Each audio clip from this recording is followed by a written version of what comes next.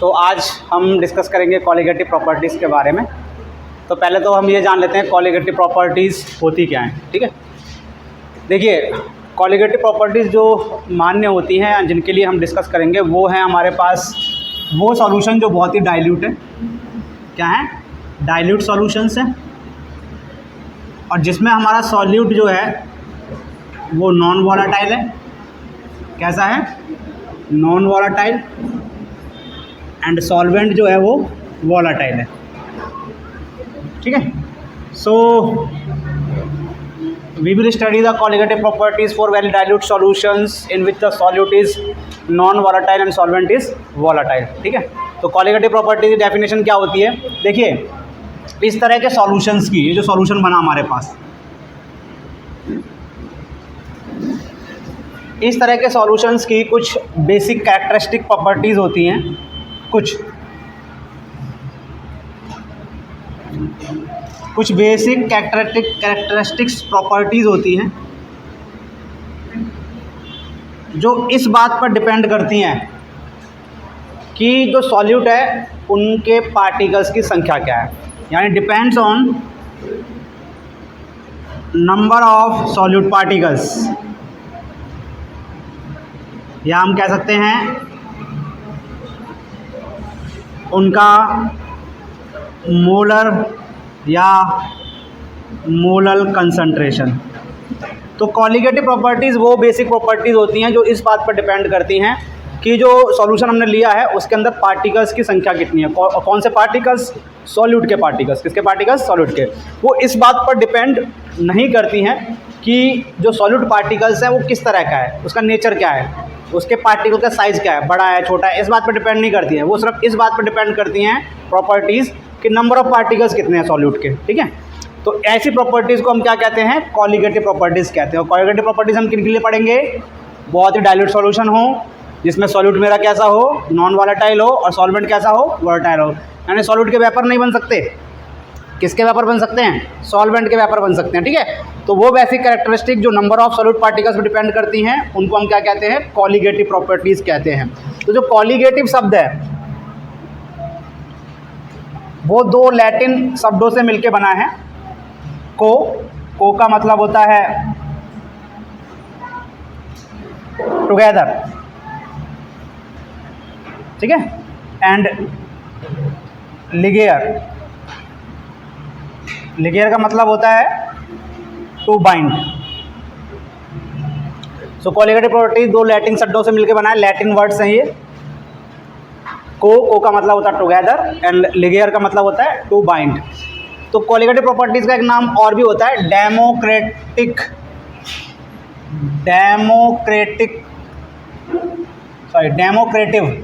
Properties भी कहा जाता है इनको। क्यों कहा जाता है? कि जिस तरह से हमारे पास डेमोक्रेसी होती है, क्या होती है? डेमोक्रेसी क्या होता है हमारे पास? गणतंत्र या लोकतंत्र कहते हैं उसको। उसमें कितने लोग हैं किसी क्षेत्र में वो ज़्यादा मायने रखते हैं, क्योंकि वही वोट देंगे। कितने लोग किसी क्षेत्र में हैं वो ज़्यादा मायने रखते हैं, क्योंकि वही वोट देंगे। इस तरह से कॉलिगेटिव प्रॉपर्टीज़ किस पर डिपेंड करती हैं? ये पार्टिकल्स, सॉलिड पार्टिकल्स की संख्या क्या है। वो इस बात पर डिपेंड नहीं करती हैं कि सॉलिड पार्टिकल छोटा है, मोटा है, बड़ा है, क्या है। वो किस बात पर डिपेंड करती हैं? कि उस सॉल्यूशन के अंदर सॉलिड पार्टिकल्स की संख्या कितनी है। जितनी ज़्यादा संख्या होगी उतनी ही वैल्यूज़ कॉलिगेटिव प्रॉपर्टीज़ की क्या होगी? ज़्यादा होगी। ठीक है, तो इस तरह की 4 कॉलिगेटिव प्रॉपर्टीज़ होती हैं जिनके बारे में हम पढ़ेंगे। तो पहले इसको उतार लीजिए।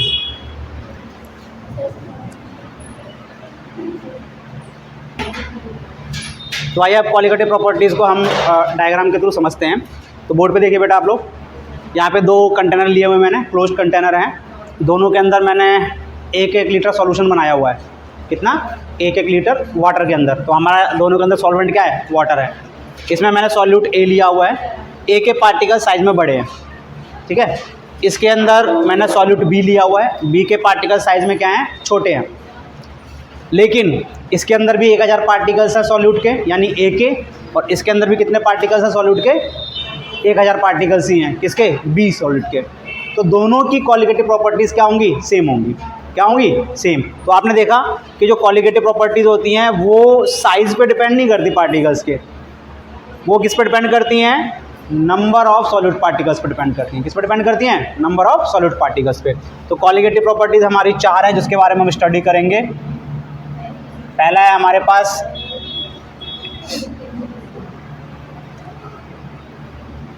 Relative lowering of vapour pressure,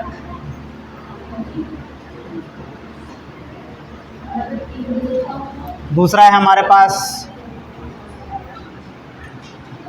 elevation in boiling point, बिल्कुल बनाना बेटा डायग्राम। तीसरा है मेरे पास डिप्रेशन इन फ्रीजिंग पॉइंट,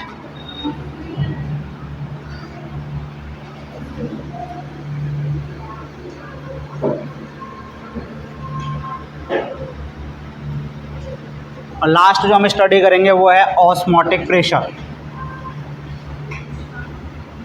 तो 1 बाय 1 करके इन सभी को बहुत अच्छी तरह से स्टडी करेंगे हम, आपको काफ़ी अच्छी तरह समझाऊंगा मैं। तो फटाफट बेटा उतार लिए 4 क्वालिटेटिव प्रॉपर्टीज़ हैं जो हम पढ़ेंगे 1 by 1। Relative lowering of vapour pressure, elevation in boiling point, depression in freezing point and osmotic pressure. ठीक है बेटा। तो पहला पॉइंट हम पढ़ रहे हैं relative lowering of vapour pressure. हमने एक सॉल्यूशन बनाना है हमको, dilute solution of non volatile solute in volatile solvent. तो देखिए यहाँ पे एक मैंने नॉन वॉलेटाइल सॉल्यूट लिया हुआ है क्रिस्टल फॉर्म में, और इसको मैंने सेकंड डेजिग्नेशन दिया है, सेकंड नंबर माना है, और इसके पार्टिकल को मैं ब्लैक कलर से दिखाऊंगा। ठीक है। यहाँ पे बीकर के अंदर मैंने सॉल्वेंट लिया है जो कि वॉलेटाइल है, इसको मैं फर्स्ट सिंबल दूंगा। ठीक है। और इसके पार्टिकल्स को मैं विदाउट डार्क दिखाऊंगा। ठीक है। तो इसके अंदर देखिए यहाँ पे फर्स्ट पार्टिकल्स हैं, इनकी वजह से वेपर प्रेशर बन रहा है इसके अंदर P1 नॉट। तो ये क्या है? Vapour pressure P1 nought due to pure solvent. किसके कारण? प्योर सॉल्वेंट के कारण है। अब मैंने दोनों को मिक्स कर दिया, या मैं कहूँगा सॉल्यूट को जो है मैंने इसमें मिक्स कर दिया, सॉल्यूशन बना दिया। तो सॉल्यूशन केस में क्या है कि सरफेस पे आपका सॉल्यूट के ब्लैक पार्टिकल्स भी होंगे और किसके होंगे? सॉल्वेंट के भी होंगे। लेकिन वेपर प्रेशर किसकी वजह से बनेगा? खाली सॉल्वेंट की वजह से बनेगा। तो यहाँ पे आप देखेंगे कि जो सॉल्यूट के पार्टिकल्स थे उन्होंने जगह घेर ली, किसके? सॉल्वेंट के पार्टिकल्स थे। इसकी वजह से क्या होगा? आपका वेपर प्रेशर घट जाएगा। तो यहाँ पे जो वेपर प्रेशर पर बनेगा वो सॉल्यूशन का वेपर प्रेशर होगा, या उसको हम जो है कंपोनेंट फर्स्ट का भी वेपर प्रेशर यानी सॉल्वेंट का वेपर प्रेशर भी मान सकते हैं, क्योंकि सॉल्यूट का तो कोई वेपर प्रेशर बनेगा ही नहीं। तो यहाँ पे जो ये वेपर प्रेशर बन रहा है P1 यानी सॉल्वेंट का मिक्सचर के अंदर, या इसी को मैं सॉल्यूशन का वेपर प्रेशर भी कहूँगा, ये हमेशा प्योर सॉल्वेंट के वेपर प्रेशर से क्या होगा? कम होगा। यानी जो P1 होगा वो कम होगा किससे? P1 नॉट से। और P1 को मैंने क्या माना है? सॉल्यूशन का वेपर प्रेशर भी माना है। माना क्या? ये होता ही है। क्यों होता है? क्योंकि इसमें एक ही कंपोनेंट वॉलेटाइल है, वो है सॉल्वेंट। ठीक है। तो इसे ही हम कहते हैं लोअरिंग ऑफ वेपर प्रेशर। अब रिलेटिव लोअरिंग क्या होती है मैं आपको बताता हूँ। देखिए P1 जो होगा that is equal to from Raoult's law P1 nought x1, P1 nought x1। यहाँ पे सॉल्वेंट का मोल फ्रैक्शन x1 है, सॉल्यूट का मोल फ्रैक्शन क्या है? x2 है। x1 जो है वो मैंने सॉल्वेंट का माना है मोल फ्रैक्शन, और x2 जो है वो मैंने सॉल्यूट का मोल फ्रैक्शन माना है। ठीक है। तो जो सॉल्यूशन का या फिर सॉल्वेंट का मिक्सचर के अंदर जो वेपर प्रेशर होगा that is equal to P1 nought x1, और x1 की वैल्यू क्या होगी? हमेशा 1 से कम होगी, यानी दोनों की वैल्यू क्या होगी? 1 से कम ही रहेगी। जब x1 की वैल्यू 1 से कम होगी तो P1 नॉट से क्या आएगा? कम ही आएगा। ठीक है। अब हम बात करते हैं lowering of vapour pressure. Lowering of vapour pressure तो कौन सा ज़्यादा था हमारे पास? P1 nought. तो lowering of vapour pressure is equal to P1 nought minus में P1 कितना घटा? तो इसमें से ये घटा देंगे हम। ठीक है। इसे कहते हैं हम लोअरिंग ऑफ वेपर प्रेशर। क्या कहते हैं? लोअरिंग मतलब घटना। P1 नॉट की वैल्यू क्या थी? P1 की वैल्यू थी हमारे पास, P1 की वैल्यू थी P1 नॉट अपॉन में x1। तो P1 नॉट को P1 नॉट रहने दिया और P1 की जगह मैंने लिख दिया। ठीक है। अब दोनों में क्या कॉमन है? P1 नॉट कॉमन है, यहाँ पे क्या आ गया 1 माइनस x1, और 1 माइनस x1 किसके बराबर होता है x2 के। 1 माइनस x1 किसके बराबर होता है, क्यों, x1 प्लस x2 बराबर क्या आएगा हमेशा 1, तो x2 बराबर क्या हो गया 1 माइनस x1, ठीक है। और P1 को इसके नीचे ले जाता हूँ मैं, तो मेरे पास आ गया P1 nought minus P1 upon में P1 nought is equal to x2। So जो ऊपर का टर्म है जिसमें हम प्योर सॉल्वेंट के वेपर प्रेशर से सॉल्यूशन का वेपर प्रेशर माइनस कर देते हैं, ये ऊपर वाला टर्म कहलाता है लॉरिंग इन वेपर प्रेशर या लॉरिंग ऑफ वेपर प्रेशर, यानी वेपर प्रेशर कम होना। और जब इसको मैं डिवाइड कर देता हूँ इनिशियल वेपर प्रेशर से, यानी प्योर सॉल्वेंट के वेपर प्रेशर से, तो इस पूरे टर्म को कहते हैं relative lowering of vapour pressure, relative lowering of vapour pressure. तो relative lowering of vapour pressure किसके बराबर होता है, मोल फ्रैक्शन ऑफ सॉल्यूट। किसके बराबर होता है, मोल फ्रैक्शन ऑफ सॉल्यूट। आपने देखा मोल फ्रैक्शन ऑफ सॉल्यूट के बराबर होता है। P1 नॉट क्या था, दोबारा बताता हूँ, P1 नॉट था हमारे पास प्योर सॉल्वेंट का वेपर प्रेशर, P1 किसका है, सॉल्यूशन का वेपर प्रेशर। और इसको जब हमने डिवाइड कर दिया P1 नॉट से, तो ये पूरा क्या कहलाता है, relative lowering of vapour pressure, और ये किसके बराबर होता है, मोल फ्रैक्शन ऑफ सॉल्यूट के बराबर होता है। तो बेटा फटाफट इसको उतार लीजिए।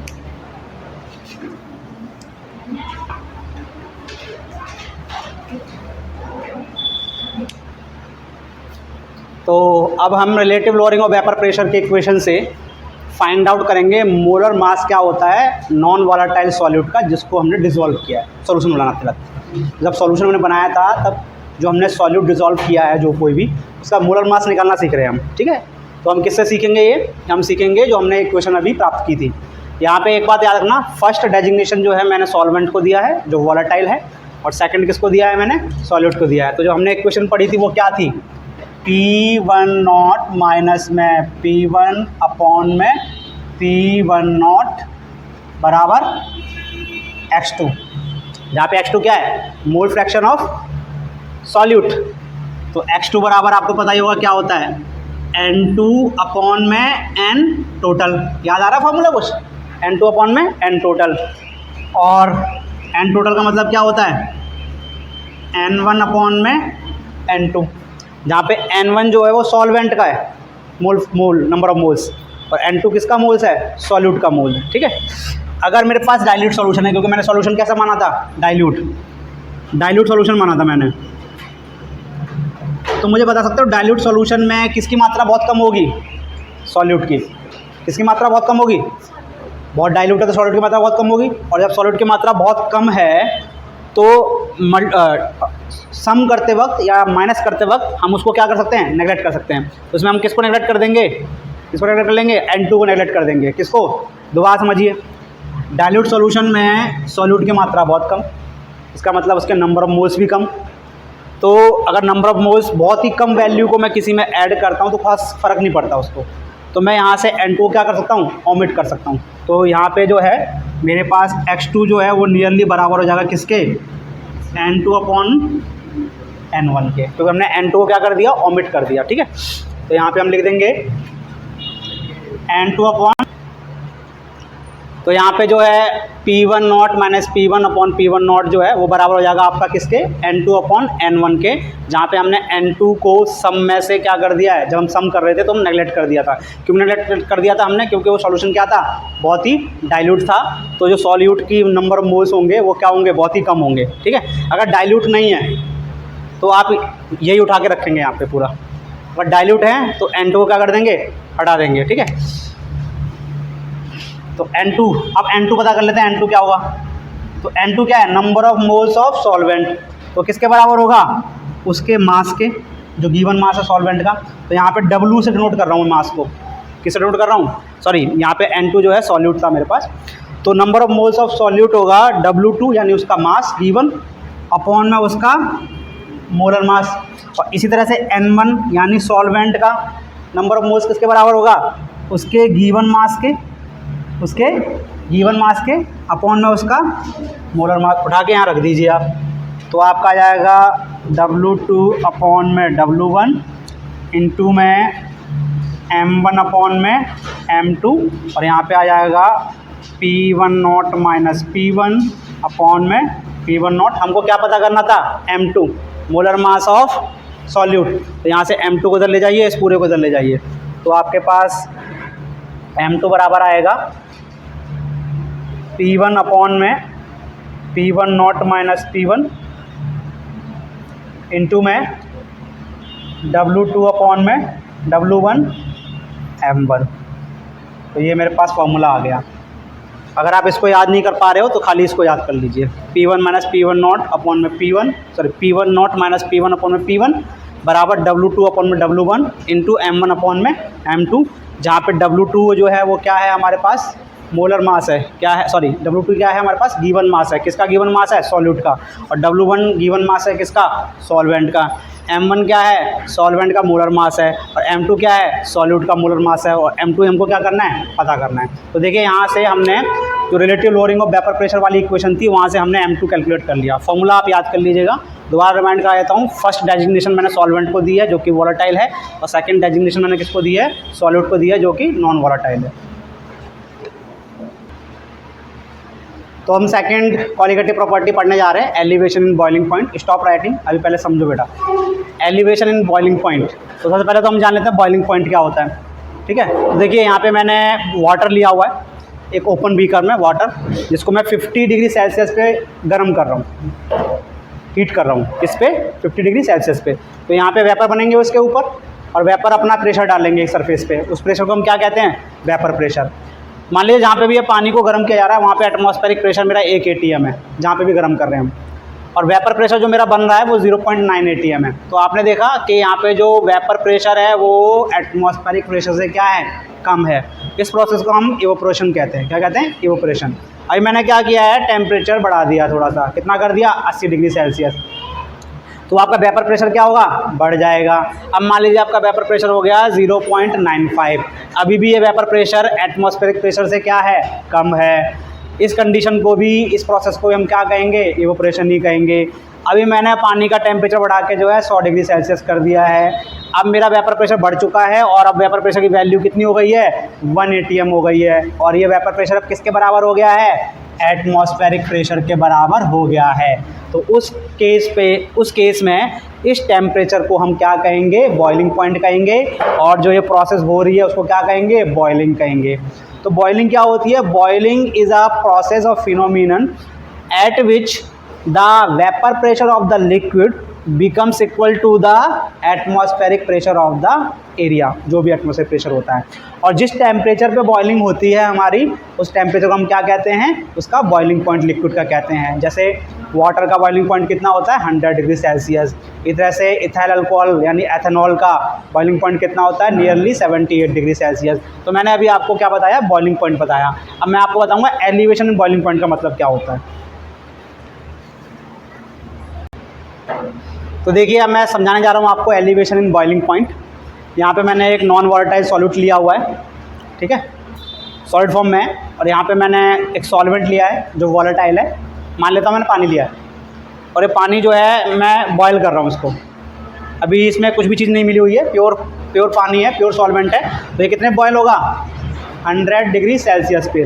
अब इस बॉइलिंग पॉइंट पे इसका जो वेपर प्रेशर है वो किसके बराबर हो जाएगा, एटमॉस्फेरिक प्रेशर के, यानी 1 ATM के बराबर हो जाएगा। क्लियर हो गया। और सरफेस पे जो पार्टिकल होंगे वो किसके होंगे, खाली सॉल्वेंट के होंगे। अभी मैंने क्या किया, सॉल्यूट को सॉल्वेंट में मिक्स कर दिया। अभी मेरे पास ये इस तरह का डायग्राम बन गया, जिसमें आप देखेंगे सरफेस पे सॉल्वेंट के पार्टिकल्स भी हैं, और किसके पार्टिकल हैं, सॉल्यूट के। तो इसके कारण क्या हुआ कि जो सॉल्वेंट के पार्टिकल्स हैं वो वेपर फेज में नहीं जा पाएंगे उतनी मात्रा में, और आपका वेपर प्रेशर क्या होगा, पहले के मुकाबले में क्या होगा, कम हो जाएगा। जब वेपर प्रेशर कम हो जाएगा तो वेपर प्रेशर 1 ATM से कम हो जाएगा। जब 1 ATM से कम हो जाएगा तो क्या 100 डिग्री सेल्सियस बॉइलिंग पॉइंट कहलाएगा उसका, नहीं कहलाएगा। अब मुझे और वेपर चाहिए, क्या चाहिए, ताकि मेरा वेपर प्रेशर बढ़े, और वेपर प्रेशर बढ़ के किसके बराबर हो जाए, 1 ATM के। तो मुझको टेम्परेचर भी क्या करना पड़ेगा, राइज करना पड़ेगा। तो आपने देखा यहाँ पे एक नया बॉइलिंग पॉइंट आ जाता है फिर 105 पे क्या होता है, आपके वेपर बढ़ जाते हैं, वेपर की संख्या बढ़ जाती है, इसके कारण वेपर प्रेशर बढ़ जाता है, और वेपर प्रेशर किसके बराबर हो जाता है, 1 ATM के बराबर हो जाता है। तो आपने देखा जब भी हम किसी प्योर सॉल्वेंट में एक नॉन वॉलेटाइल सॉल्यूट ऐड कर देते हैं तो उस सॉल्वेंट का वेपर प्रेशर क्या, उस सॉल्वेंट का बॉइलिंग पॉइंट क्या होता है, बढ़ जाता है। तो यहाँ पे जो नया बॉइलिंग पॉइंट है इसको मैं कहूँगा TB, और जो प्योर सॉल्वेंट का बॉइलिंग पॉइंट था उसको मैं क्या कहूँगा, TB नॉट। कौन सा वाला बड़ा है बेटा, जल्दी बोलो। TB नॉट बड़ा है किससे, TB से। TB किसका था बॉइलिंग पॉइंट, सॉल्यूशन का। TB नॉट किसका है, प्योर सॉल्वेंट का। तो TB नॉट क्या होगा, हमेशा बड़ा होगा, सॉरी छोटा, मतलब मैंने गलत बोल दिया, सॉरी। TB नॉट हमेशा छोटा होगा और सॉल्यूशन का जो बॉइलिंग पॉइंट है वो क्या होगा, हमेशा बड़ा होगा। तो आज समझ लीजिए, जब भी हम एक सॉल्यूशन बनाते हैं जिसमें हम प्योर सॉल्वेंट के अंदर नॉन वोलेटाइल सॉल्यूट ऐड कर देते हैं तो उसका बॉइलिंग पॉइंट जो होता है वो बढ़ जाता है। प्योर सॉल्वेंट का बॉइलिंग पॉइंट हमने TB नॉट दिखाया हुआ है जो कि छोटा रहेगा, और जो सॉल्यूशन का बॉइलिंग पॉइंट है वो TB है जो कि क्या रहेगा, बड़ा रहेगा। तो आइए बड़े वाले में से छोटा माइनस कर देते हैं, यानी TB में से क्या माइनस कर देते हैं, TB नॉट। तो ये कहलाता है मेरे पास डेल्टा TB। क्या कहलाता है, डेल्टा TB, और इसी को हम कहते हैं एलिवेशन इन बॉइलिंग पॉइंट। तो एलिवेशन इन बॉइलिंग पॉइंट बराबर होता है सॉल्यूशन का बॉइलिंग पॉइंट माइनस में प्योर सॉल्वेंट का बॉइलिंग पॉइंट। और एक्सपेरिमेंटली ये पता किया गया है कि ये बराबर होता है या प्रोपोर्शनल होता है मोलैलिटी ऑफ द सॉल्यूशन। ये किसके बराबर होता है, molality of the solution, molality of the solution के बराबर होता है। तो जो एलिवेशन इन बॉइलिंग पॉइंट होता है that is proportional to molality of the solution, और प्रोपोर्शनलिटी के साइन को हटाएंगे तो डेल्टा TB जो है that is equal to KBM, जहाँ पे KB जो है वो कांस्टेंट ऑफ प्रोपोर्शनलिटी है जिसको हम कहते हैं molal elevation in boiling point. क्या कहते हैं, molal elevation constant in boiling point, या इसका एक नाम और भी होता है molal ebullioscopic constant, molal ebullioscopic constant. तो दोबारा समझा देता हूँ मैं आपको। जो एलिवेशन बॉइलिंग पॉइंट होता है that is equal to the boiling point of solution minus boiling point of pure solvent, और ये प्रोपोर्शनल होता है आपके मोलैलिटी ऑफ द सॉल्यूशन। और जब प्रोपोर्शनलिटी के साइन को हटाएंगे तो हमारे पास एक कांस्टेंट आता है KB, जिसको हम कहते हैं molal elevation constant in boiling point, या फिर मोलल एब्लियोस्कोपिक कांस्टेंट कहते हैं। तो इसको फटाफट उतार लीजिए और फिर मैं इसका डायग्राम भी बना के आपको दिखाता हूँ। तो अब मैं आपको ग्राफ के थ्रू समझाता हूँ एलिवेशन इन बॉइलिंग पॉइंट। तो हमने जो इक्वेशन पढ़ी थी वो थी हमारे पास elevation in boiling point delta TB is equal to KB into M, जहाँ पे M जो है वो आपका मोलल कंसंट्रेशन है किसका, सॉल्यूशन का। डेल्टा TB कहलाता है एलिवेशन इन बॉइलिंग पॉइंट जो कि बराबर होता है TB minus TB not. TB किसका बॉइलिंग पॉइंट है यहाँ पे, सॉल्यूशन का, और TB नॉट किसका है, प्योर सॉल्वेंट का। तो देखिए यहाँ पे मैंने ग्राफ बनाया हुआ है जिसमें मैंने वर्टिकल एक्सिस पे वेपर प्रेशर लिया हुआ है और हॉरिजॉन्टल एक्सिस पे क्या लिया है, टेम्परेचर लिया है। यहाँ पे जो मैंने ग्राफ बनाया है ये वाला, ये मेरे पास प्योर सॉल्वेंट का है। किसका है, तो आप देखेंगे यहाँ पे वेपर प्रेशर कम है। ये कितना वेपर प्रेशर है, 1 atm। ये वेपर प्रेशर कितना है, अभी यहाँ पे ये वेपर प्रेशर कुछ है, मान लीजिए मैं कहता हूँ यहाँ पे 0.4 atm है, और यहाँ पे टेम्परेचर मैं कहता हूँ T1 है। तो T1 क्या इसका बॉइलिंग पॉइंट होगा, नहीं होगा। इस तरह से यहाँ पे मैंने कह दिया कि ये टेम्परेचर मेरा T है जिस पे मेरा वेपर प्रेशर किसके बराबर हो जाता है, 1 atm के। तो ये क्या कहलाएगा, इसका बॉइलिंग पॉइंट। तो मैं किससे नोट करूँगा इसे, TB नॉट से। क्यों कहूँगा, क्योंकि ये प्योर सॉल्वेंट का था और इस टेम्परेचर पे इसका वेपर प्रेशर किसके बराबर हो गया, 1 atm के बराबर हो गया। अब मैं बनाता हूँ सॉल्यूशन का ग्राफ। तो सॉल्यूशन का ग्राफ हमेशा इसके नीचे आएगा और बिल्कुल समान दूरी पर रहेगा इससे। जब मेरा वेपर प्रेशर इससे नीचे रहेगा तो मेरे ये बॉइलिंग नहीं कहलाएगी। क्या नहीं कहलाएगी, बल्कि क्या करेंगे, कहेंगे इसे इवेपोरेशन। तो ये वाला जो क्षेत्र है ये इवेपोरेशन का है। बॉइलिंग कब कहलाएगी? जब ये ग्राफ बढ़ते बढ़ते इस वाली लाइन को क्या कर लेगा? टच कर लेगा। किस वाली लाइन को? 1 atm प्रेशर को। तो इस केस में आपका इसका वेपर प्रेशर किसके बराबर हो जाएगा? 1 atm के। ये नीचे वाली लाइन जो मैंने बनाई हुई है किसकी बनाई हुई है? सॉल्यूशन की। आप देखेंगे सॉल्यूशन का जो ग्राफ है इस लाइन को यहाँ पे टच कर रहा है, इसका मतलब इस पॉइंट पे जाके सॉल्यूशन की क्या हो रही है? बॉइलिंग हो रही है। तो इस पॉइंट को मैं क्या कहूँगा? TB। क्या कहूँगा? और ये क्या हो गया फिर मेरा? TB minus TB not. इसे क्या कहूँगा? Delta TB। TB minus TB not. तो ये जो गैप दिखाई दे रहा है this is called elevation in boiling point, ठीक है। और यहाँ पे आप M की वैल्यू रख लीजिए। M क्या है? Molar concentration. तो आपको पता है M की वैल्यू क्या हो गई? Mass number of moles of solute. Solute को कौन सा नंबर दिया था मैंने? सेकंड। तो यहाँ पे हो गया N2 अपॉन में मास ऑफ सॉल्वेंट। मोलैरिटी का पता है फॉर्मूला क्या होता है? बताया था ना मैंने आपको, number of moles of solute upon में मास ऑफ सॉल्वेंट। तो यहाँ पे number of moles of solute N2 हो गया और मास ऑफ सॉल्वेंट, सॉल्वेंट को कौन सा नंबर दिया था मैंने? 1। तो मास ऑफ सॉल्वेंट क्या हो गया? W1। और W1 किस में होता है हमारा?